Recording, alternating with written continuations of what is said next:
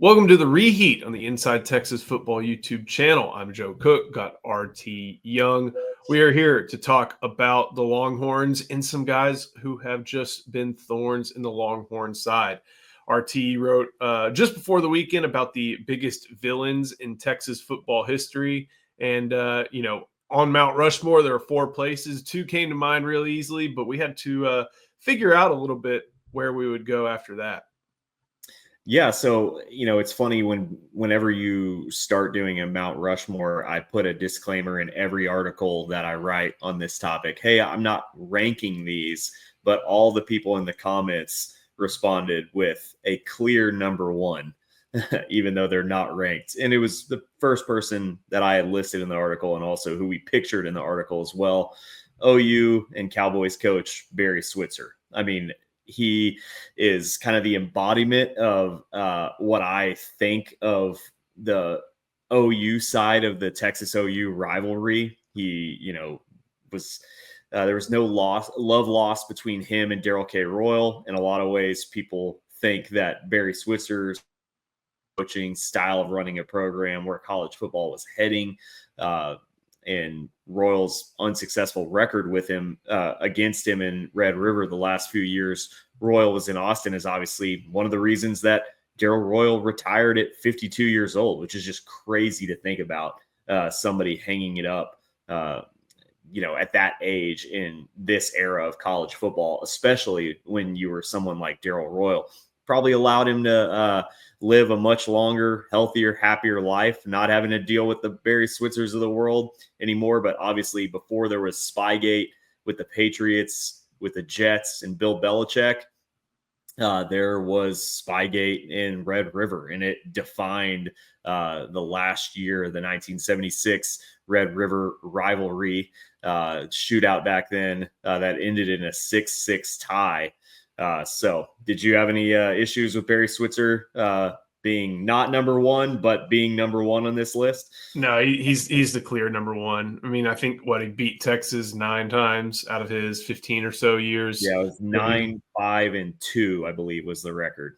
And foiled a lot of different great Texas seasons. Like you mentioned, goes and wins 3 national championships for Oklahoma. And one of the things that's maybe unique to think about that we may not be used to is just the fact that this was a non-conference game and a non-conference rivalry for so long, basically for most of our lifetime, for almost all my lifetime, except for a couple of years, this has been a conference game. And so the fact that your measuring stick game was a non-conference opponent was always very, very interesting to me. But I mean, Barry Switzer created that measuring stick for so long, won 3 national championships there at Oklahoma. And there's reason to think, and really good reason to believe, that he doesn't rise to what he was without Darrell Royal. Remember, Darrell Royal was the one who, because of a thought about how coaches needed to be altruistic to others in the fraternity, taught the wishbone to Oklahoma, taught the wishbone to Barry Switzer. And, I think in these past 25 years or so, we equate Oklahoma with just being this high-powered passing offense with, starting with Leach and then Kevin Wilson and even going into some of the hurry-up, no-huddle teams with Bradford, eventually evolving into Lincoln Riley. They've lost it a little bit under Brent Venables, but it's always been about passing. It hasn't been so much about passing, just as much as being on the cutting edge. They took the wishbone, they took it and ran with it. It's a way to put it. But like what they did with the wishbone was they just took it into overdrive. They made use of the wishbone basically all the way into, I think, right up until John Blake. I don't know the exact timeline, but they took the wishbone into the 90s and used it. And it's so interesting to think that if Darrell Royal maybe thought not to have Emory Bellard teach all these different assistants, the history of Oklahoma football looks way different. The history of Alabama football looks so different. And, the history of Texas football probably looks different too. So, it's kind of like that scene. I think you've even mentioned this. It's like, you need me, that scene in The Dark Knight with the Yeah. Joker. Like, you need me to exist. You won't pull the trigger. And granted, I think there are a lot of Texas fans who I'm not going to bless or give credence to the idea of murder, but they do Yeah. like the idea of Barry Switzer. And then the funny thing is, a lot of those same Texas fans had to go watch Barry Switzer lead their beloved pro team to a Super Bowl. Oh, that ended my mom, grew up in South Texas. She was a huge Tom Landry fan, loved the Jimmy Johnson Cowboys, and, didn't like Jerry Jones, but Barry Switzer being hired by Jerry Jones to become the Cowboys coach ended my mother's Cowboy fandom. She was just like, I'm not rooting for that guy. And what was funny, Joe, I know a lot of people commented that they felt like Brian Bosworth should be on this list, not to spoil anything, but in my opinion, he's so linked with Barry Switzer. He's almost just the style of player who Barry Switzer developed and recruited to Norman in that era of football. So I just think of Brian Bosworth almost being the signature player you think of. Obviously, had some Heisman Trophy winners in there as well. But Brian Bosworth is sort of the embodiment of 1980s football and just who you think of playing for that era of the Oklahoma Sooners. Do you know who his offensive coordinator was in 1984? No idea. It was Mac Brown. Oh, yeah, that's right. Everything comes back full circle in that respect. We'll go to the next one. You go away from the coaching ranks for a second. You go to Baker Mayfield. This one's a little bit curious. I understand it. His great heights were at the same time of some of Texas' lowest depths. And the thing is, Texas also beat him in one of their Red River appearances. But you still included Baker Mayfield. Was it more for what he stood for as the start of Oklahoma's almost taking it to another level in that 2010s run, or what did it have to do with for the most part? Baker Mayfield, in a lot of ways, just made his whole identity and brand about not liking Texas and about basically being anti-Texas. And I think everything we've seen in the past few years of this, just, Texas has always been hated on a national scale, but I think other players taking it to the next level with horns down and Texas hatred, and in my mind, was really started by him. And, he's the Austin kid who really made a big deal of not being recruited by Texas, even though a lot of that, I think, is fluffed up narrative. I don't think he ever would have gone to Texas in the first place. But in my opinion, he's just sort of that hateable Oklahoma player of our era, I would say, even though he was a few years after I was in school. But I wasn't around for Bosworth. And then you had guys like Adrian Peterson and Sam Bradford who were kind of likable, and even people like Roy Williams you respected. But Baker Mayfield, I loved to hate that guy. And his whole brand in college was basically just being the anti-Texas quarterback. Yeah, you kind of just look at how his career went too, starting at Texas Tech, facing Texas there, and then transferring to Oklahoma, coinciding with the start of their rise in offense under Lincoln Riley, and coinciding with the most recent time that they've really competed for the national championship. Going to the playoff is competing for the national championship, in my opinion. And then they're winning the Big 12, aside from 2013, 2014 when Baylor and TCU were making their run through the Big 12. That was their conference ever since A&M and Missouri, Nebraska, and Colorado left, and it was kind of their conference before then. But he embodied that, and then he also, like you mentioned, the swagger with which he did it, the attitude, the gumption, whatever you want to call it, really easy to dislike. And the other factor is the longevity too. 15, 16, 17. That's 3 years of good football for them. And I think a lot of people dislike Kyler. As there's probably a split of people who are like, I dislike Kyler more, I dislike Baker more. Kyler only did it for 1 year, and and Baker did it for 3. So I definitely understand putting him on here. And with Kyler, you also, even though I didn't like him, obviously he had the legendary exchange between Sam Ehlinger and Kyler after the 2018 Red River. You still had the thing of he spurned Texas A&M, and that was really funny. And that really left A&M in sort of quarterback hell or limbo, at least, for a few years before Jimbo Fisher got there and was able to make something out of Kellen Mond. But yeah, I think that was just the longevity. Baker Mayfield seemed like he was there for so long, and it just that he wouldn't go away. And and it was also during, like you said, the lowest point, lowest doldrums of UT football.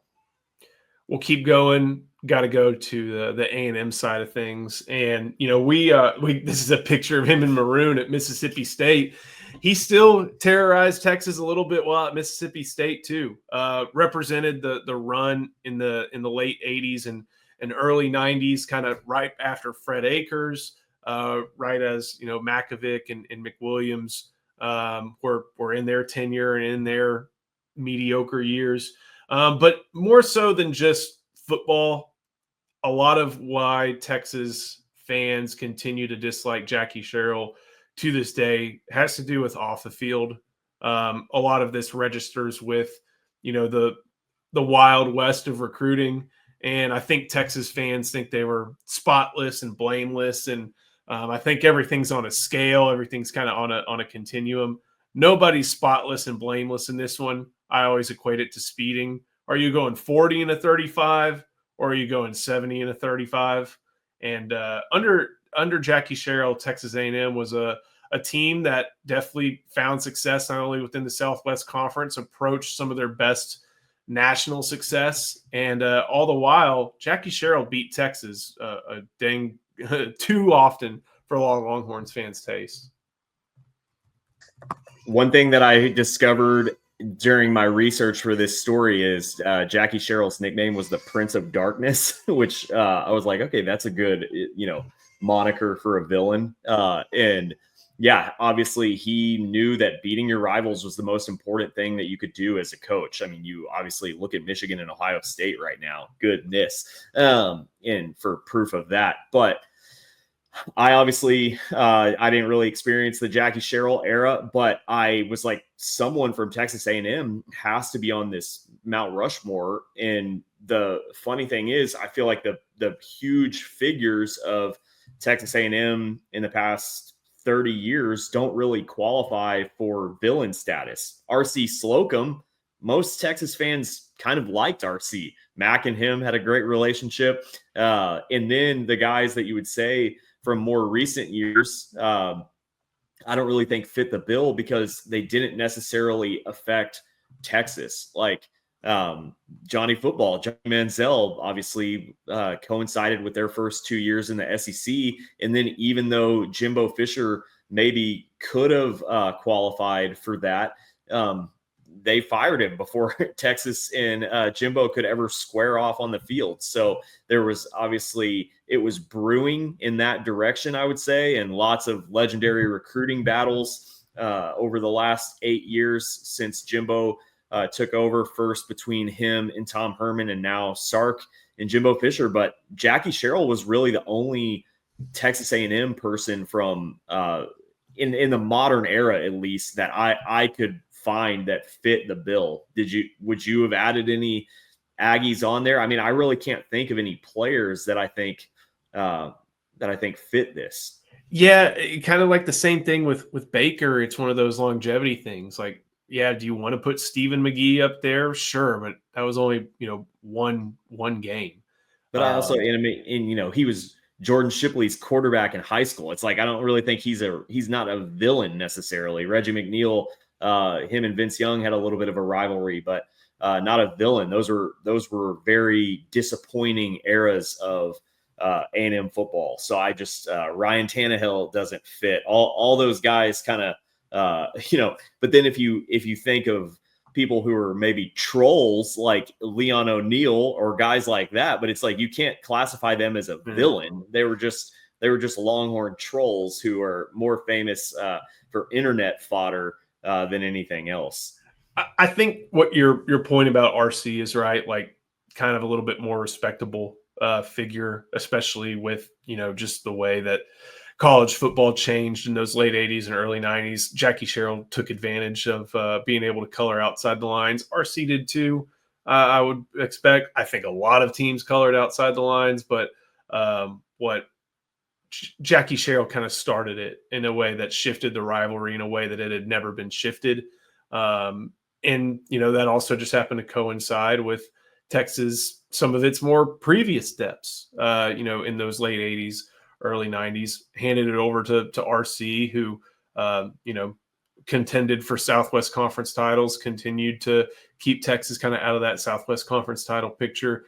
If it wasn't for Jackie Sherrill, RC Slocum wasn't doing that. And then you can go ahead and add in as well that Jackie Sherrill goes to Mississippi State. The Longhorns play them a couple times, win 2 of 3, I think, over the Longhorns. So real interesting just to see how he affected the rivalry, and how he gave it a twist that it had never really experienced in the previous 70 or so years to that point. We'll get to the fourth one in a second, but it's not a coach. It's a player. And so that means that Bob Stoops is not on here. And I think there are a lot of people who saw this on Inside Texas who thought, how do you not put Bob Stoops on there? From 99 to 2016, terrorized Texas, came into that one, 5 straight, I think, from 2000 to 2004. Just beat so many good Texas teams and beat them silly. Coincided with Texas, Oklahoma being in the same conference for the first time in a while, or first time ever, having to directly compete for conference championships, boxing Texas out over and over of the Big 12 championship. But you didn't include him. And I liked your explanation, but this is probably the most controversial, I guess, snub from this Mount Rushmore. Yeah, well, Joe, not to give any secrets away about the art of list making to a degree, but you also want to generate discussion a little bit. So, there's an element of that we do write for a website that thrives on discussion and discourse. Always very thoughtful, engaging discourse, may I add. But no, I mean, I obviously. Is Bob Stoops a villain? Absolutely. But I think you saw the worm turn a little bit in 2005 onward once Mack Brown took a little bit of a different approach to that rivalry. And I think once he stopped taking such a conservative approach, obviously there were some legendary, very heated recruiting battles for Adrian Peterson, guys like Derek Strait, who Bob Stoops took from the Austin area right under Mack Brown's nose, are huge stains on the mostly great recruiting resume of Mack Brown in the early 2000s. But I think for the most part, the losses, the 5 straight, had a little bit more to do with Mack Brown and Texas's approach in those games. Because if you look at some of those, legendary blowouts, and then you look at the two teams and their NFL players and their resumes, Oklahoma wasn't 50 points better than Texas in those eras. There's no reason that guys like Derek Johnson, one of the best Longhorns ever, should have gone 0-4 against the Oklahoma Sooners. To me, that maybe says a little bit more on what the coaching perspective was on the Texas side. And I'm by no means a Mack Brown hater. I think Mack Brown obviously did amazing things at Texas, does not deserve some of the hate that he gets just because of the last few years here in Austin. But I do think he does share a little bit of the blame with those early 2000s OU games, kind of at the height of the Bob Stoops era going so south. I think Stoops was 11-9 or maybe 11-7 in games against Texas. And I think as someone who follows the NBA and feels that kind of aspect of social media and the internet, we'll look back at 2000s Oklahoma and we'll see one national championship, but I think it doesn't represent just how much Bob Stoops did have that program running, because they played for, I think, what, 3 more national titles, and didn't get Lost to there. LSU, lost to USC, so definitely 2. Is it? Oh, and then Florida, and then the Tim Tebow Florida, Florida. obviously. So I think I would have included him over this last one, but you wrote this list and I didn't. And this last one makes sense. It's one of those guys, it's kind of like a supernova or a comet. It comes into your life once and changes everything about it. And that's, and as this picture shows, Marcel Darius. He's got the football. That's the patch. That's the shot from the game. Just changed the complexion of Texas football for the next decade. Yeah, I mean, Marcel Darius is not necessarily somebody you think of with like as much hate as the Texas fan might feel for a Barry Switzer or a Bob Stoops or a Jackie Sherrill, even someone like a Baker Mayfield or Kyler Murray. But he had 2 plays in the national championship that really altered a decade of Texas football. I think maybe we should write a what if, like what if Texas, what does the 2010s look like if Texas wins this national championship? He obviously had the hit to Colt McCoy's shoulder, which kept him out of the rest of the game. But then there was the bobbling, errant shovel pass just before halftime that made the game much more out of reach, even though Texas did end up coming back thanks to Jordan Shipley in the second half and dominant defense in the second half. But yeah, he returned a shovel pass for a touchdown, and he took out Colt McCoy in a game that even Greg McElroy, Alabama's quarterback, has admitted if Colt McCoy had played, Texas would have rolled us. You could tell that from the beginning of the game. I think that's why you saw Mac Brown maybe go into a little bit of that deep, dark hole he went into over those next few years. He knows that Texas was the better team that night, at least, that they had the better game plan, that they had the better matchup.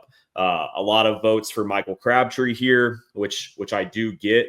And obviously he's has the legendary touchdown against Texas in the Graham Harrell connection in 2008, but Texas still went to the national championship the next year. And in my opinion, the 2010s look a lot different. They still go south to be sure, but they don't go as wrongly with a second national championship. You don't see any 5-7 seasons under Mac Brown. Trying to think, Crabtree was the one most mentioned as far as players go. I mean, Taysom Hill was one that people popped up and mentioned, and understandably so. We didn't hear as much about Art Briles as I thought we might have on that thread, and I think part of that had to do with just Baylor is not one of Texas' primary rivals. I think Art Briles, a lot of people, if they did want to include him, would factor in the off-field stuff as to why you would put him on there. But he also beat Texas. What was that famous purported line? Like my interview is having beat y'all on the field or something like that. I'm surprised he didn't make it up there. Gary Patterson, we've beaten better with less. Texas may have been its own biggest enemy, its own villain, I think, to the point for those guys in what they did to the Longhorns, but they definitely fit up there. What about any other sports? I was trying to look up AC Law. It's hard to think of basketball as a place where you can find a bunch of villains. I mean, you can insert Kansas player here. Will have defeated Texas at least a couple of times. Probably the refs who called 5 seconds. They've got to be up there for that Arizona game all those years ago. But it's hard to paint a specific person to be on here, whether that's basketball or baseball or any other sport. Maybe Scott Drew. I think he deserves some mentions. But anybody from some other sports that come to mind? Well, I think obviously, you had a few people comment who maybe didn't realize that it was a football article, but Stroll and Nolan Richardson, the Arkansas coach from back in the day. But then, I did think of guys like Art Briles and Gary Patterson, even though even on the player side, people like Taysom Hill. But I wonder if they don't necessarily fit the villain moniker as much. Like they weren't necessarily like, wearing the black hat against Texas as much as they were thorns in Texas's side. And Bill Snyder, and obviously would be another example of that. So that might be another article. Who are the greatest thorns in the Longhorn side? And you definitely, Snyder and Gary Patterson would obviously be locks to be on that list. And then, yeah, Taysom Hill, not a villain, seems like a nice guy. No rivalry with BYU, but oh my gosh, if we're just people who owned the Longhorns, him and just the Maryland Terrapins obviously take those spots of dishonor there. We'll keep going in just a second. Got some more modern stuff to talk about before we do. Some word from our sponsor, that is Laura Baker. Hi, I want to tell you about Laura Baker. If you're looking for a new home in the 512 or even at this point, let's face it, 737 area code, there's only one number to call. That's Laura Baker at 512-784-0505. As a member of the elite Andy Allen team with Keller Williams, Laura has helped Longhorns find the home of their dreams in Central Texas. Just ask our resident sex symbol, Ian Boyd, who moved all the way from Michigan to Texas with Laura's help. Laura can help you find what you're looking for in the 512, the 737, or even parts of the 254 and the 210.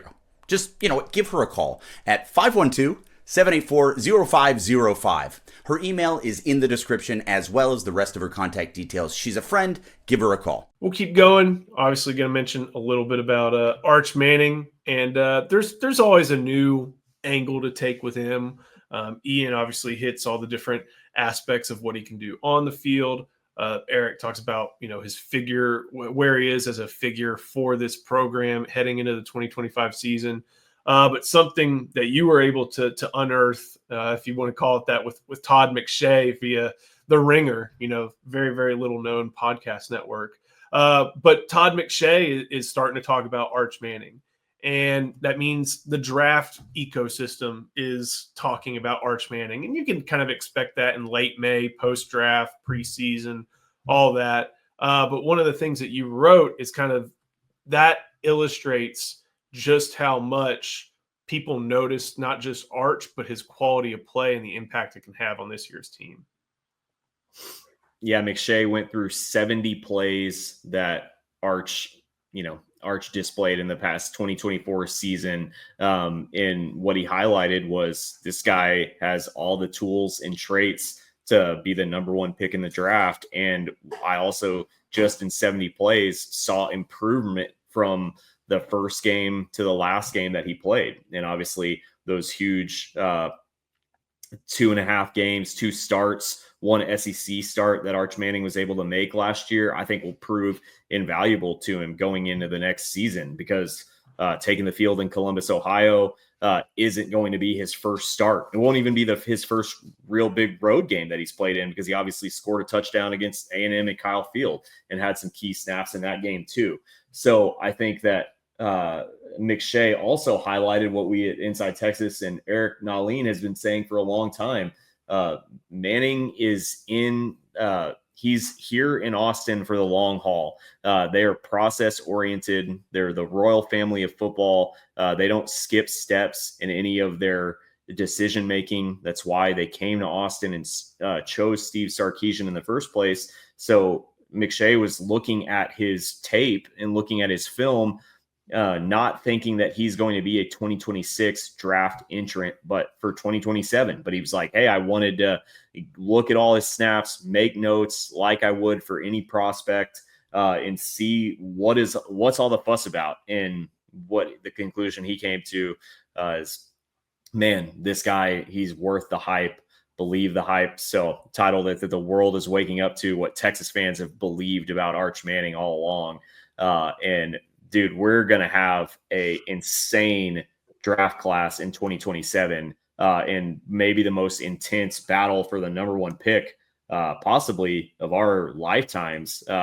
Jeremiah Smith, this generational wide receiver talent versus Arch Manning. Obviously, you'd think that people would go quarterback. They usually do, but yeah, it'll be interesting. Hopefully he gets there. You want, obviously, Arch to have a great season, Texas to have a great season, possibly add a lot of trophies to the trophy cabinet, but you want Steve Sarkisian to still be able to have a pitch going into that next season, the 2026 season, that, hey, there's still meat left on the bone, because I think that the Mannings want to play out Arch's college career as long as they can. It's going to be funny if a team decides to tank this year thinking, and usually NFL teams kind of have a better understanding of these situations, but if a team tanks thinking like, you know what, he's coming out, we got to be in position, we got to be ready for it. That doesn't happen. And then, what's the quarterback class look like this year? I'm trying to think of, because Lagway's not coming out. It's better. I mean, Gassmeyer, obviously Drew Aller. I would say it's better than it was this past year. If you knew that Beck and Quinn Ewers were not going to have the seasons people were expecting them to. But yeah,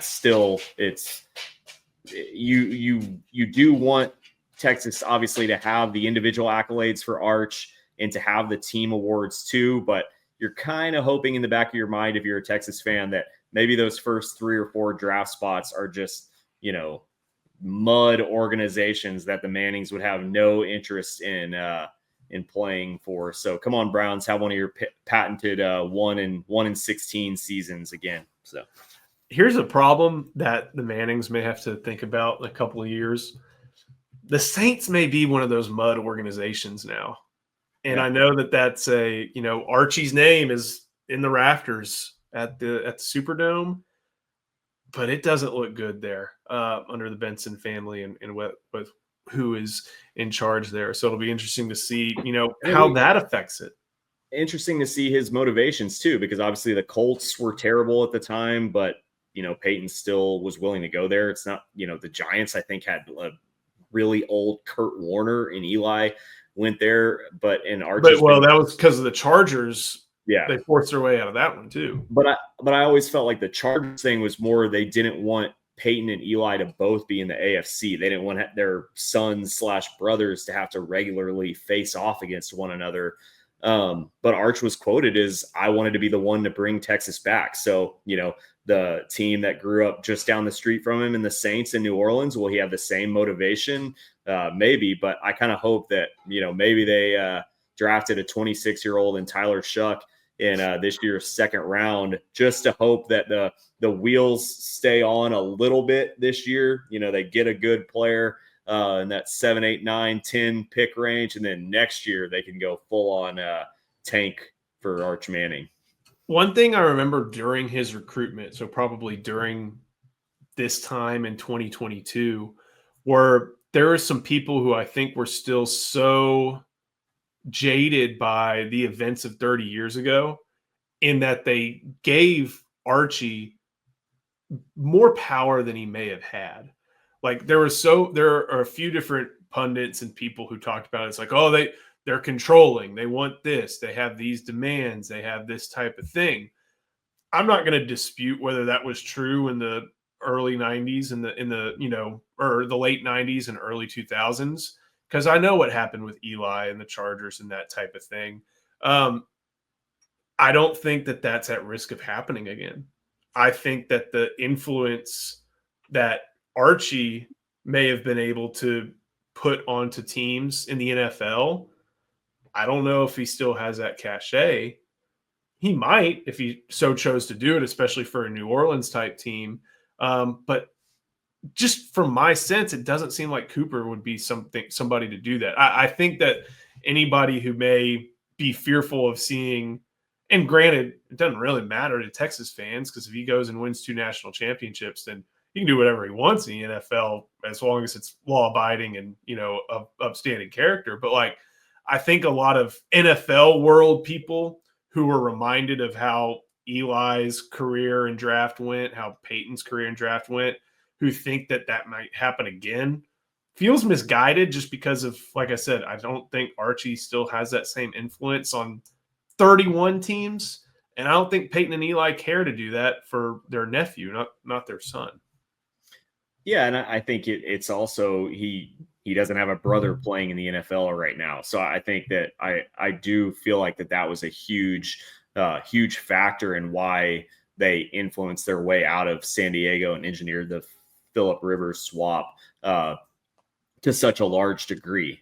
So I obviously, I think that they're going to want to go to a good organization. I would be interested to see, you know, if he's the consensus number one draft pick, if he's a generational number one pick in the way that guys like Andrew Luck were, you know, is he in the Browns have the number one pick? I'd be interested to see what happens. Do you have like because now you have potentially 4 Mannings with a lot of influence on NFL teams.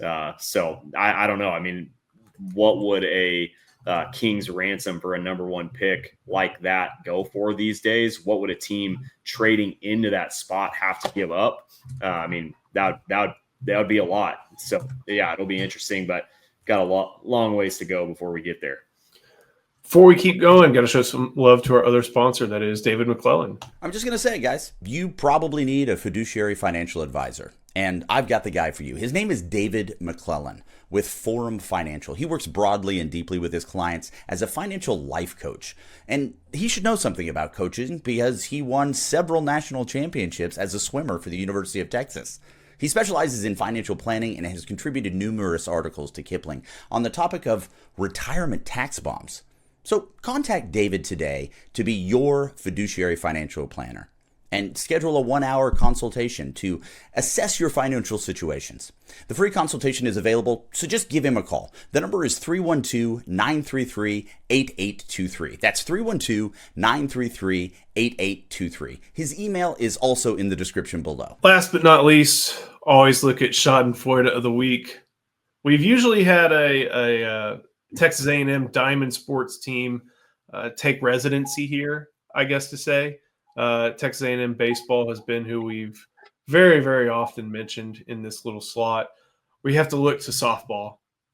You and I both were kind of working and poking around on different things last night, staying up, and all of a sudden we see that there's a chance that for the first time in, I guess, softball super regional era history, the number one seed may not make it out of the regional round.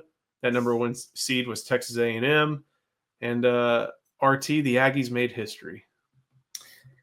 I will say, Joe, we do not want to keep putting the Aggies in this category of shame every week. Please do something good so we don't have to keep including you. I think we're on a record. I don't know how many weeks in a row it's been the Aggies or Bill Belichick has been taking this spot. So we would like to start maybe taking pleasure in someone else's pain.